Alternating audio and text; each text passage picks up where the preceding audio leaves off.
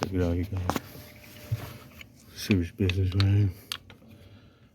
So, this is how you mount a drive-by-wire pedal in your third gen. That's how I did it. You don't need to buy a bracket or anything. They sell a bracket for this. They sell the Hawks. They sell the Hawks bracket, you know. Yeah, you would still have to modify the length of it. So that's how I did it, man. Don't need no brackets, man. We don't got time to wait. We gotta get, you know. But anyways, cut it in half. Check it out.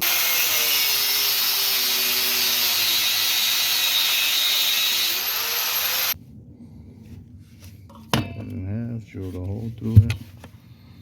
Right there, eyeballed it, you know. Right where I thought it needed to be. Not in the bolt. So you guys can see. And to mount it, you don't even need to drill any holes. You already have an existing mounting hole right there. And you got the stud back there from the original pedal. So what you do, you use that stud. Bam! Look how perfect that looks, man. Look how perfect that looks. See right now, I tighten it down. See, you get this. Get a few wiring right here. Get out the way.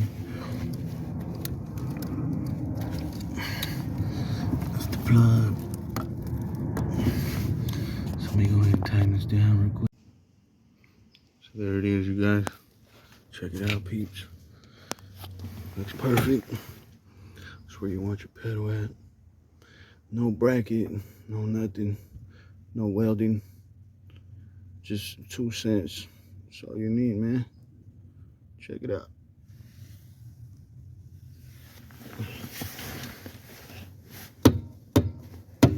Right where you want it to be.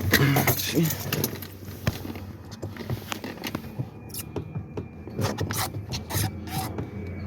That's right where you want it, man. Check that out.